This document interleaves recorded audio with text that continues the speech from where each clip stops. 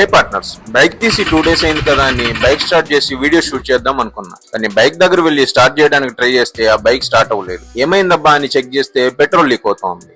కానీ petrol leak అవడానికి reason ఏంటబ్బా అనుకున్నా కానీ నా మైండ్ లో 2 డౌట్స్ అయితే రన్ అవుతాయి. ఇద్దరు పెట్రోల్ పైప్ అన్నా ఊడిపోయి ఉండాలి, లేకపోతే ఎలుకలైనా కొరికేసి ఉండాలి. ఇంకా చేసేదేం లేక మా ఫ్రెండ్ ని పిలిచి శ్రీకాళహస్తి నుండి తిరుపతిలో ఉన్న బజాజ్ షోరూమ్ దాకా బైక్ ని స్కూటీతో టోయింగ్ చేస్తూ వెళ్ళాం.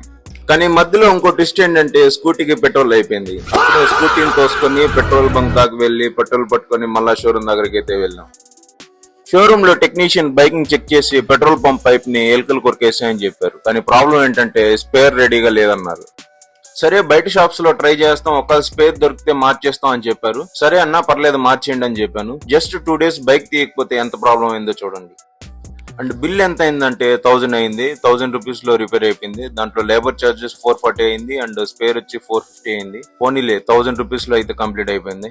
అండ్ ఫైనల్ గా మన బైక్ అయితే మళ్ళీ రెడీ అయిపోయింది.